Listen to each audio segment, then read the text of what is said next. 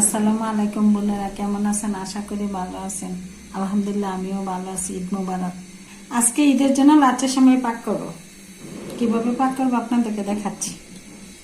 দুধটা চুলার মধ্যে বসিয়ে দিলাম, সাথে দিয়ে দিচ্ছি এলাচি, দারচিনি দিয়ে দুধটা জাল করে নিচ্ছি। দিয়ে দিচ্ছি স্বাদ মতো লবণ। আর লবণ না দিলে সবকিছুই মাটির মতো লাগে, আর পরিমাণ মতো লবণ দিতে পারলে স্বাদটা দ্বিগুণ বাড়ে।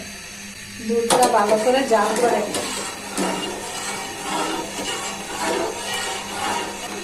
দুধটা প্রায় জাল হয়ে গেছে, সাথে দিয়ে দিচ্ছি চিনি। পরিমাণ মতো চিনি দিয়ে দিচ্ছি। আর যেরকম খান, মিষ্টি যদি কেউ বেশি খান বেশি দিবেন, কম খাইলে কম দিবেন, কিন্তু মিষ্টি জিনিস মিষ্টি না হলে ভালো লাগে না। আমি একটু বেশি চিনি খাই, ওই আন্দাজ মতোই চিনিটা দিয়েছি। এখন লাচ্চা সেমাইগুলো সাজিয়ে নিচ্ছি। দুধটা ভালো করে জাল হয়ে গেছে।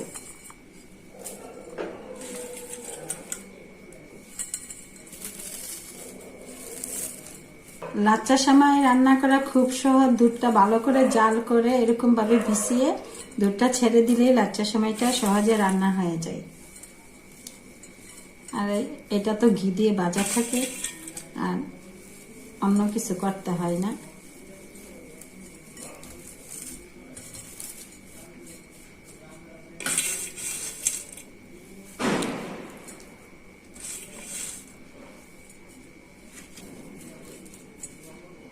এখন রঙিন লাচ্চা সেমাই দিয়ে দিচ্ছি।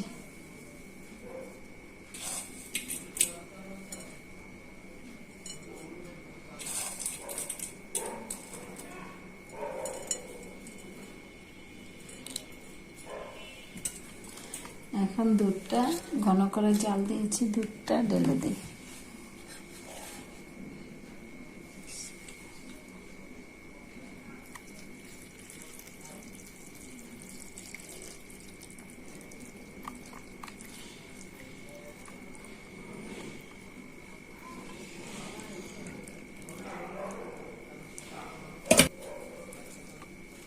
সুন্দর করে এই যে দুধটা ঘন করে জাল দিয়েছি, এই যে ডুবে গেছে।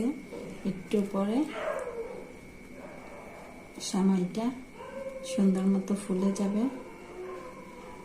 একটু ফুলে যাক, তারপরে আবার কিশমিশ দিয়ে সাজিয়ে নিব। এই যে দেখুন বোনেরা, কি সুন্দর ফুলে গেছে সেমাইটা। এখন সেমাইটা কিশমিশ দিয়ে সাজিয়ে নিচ্ছি।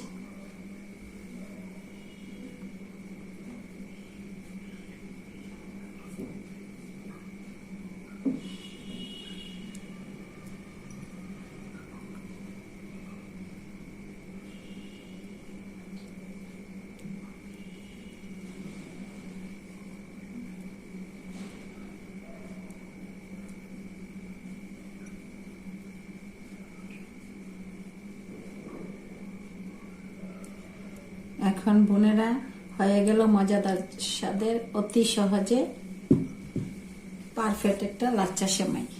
বোনেরা ভালো থাকবেন, সুস্থ থাকবেন। আমার ভিডিওগুলো বেশি বেশি দেখবেন, লাইক করবেন, কমেন্ট করবেন। ঈদ মোবারক। আল্লাহ হাফেজ।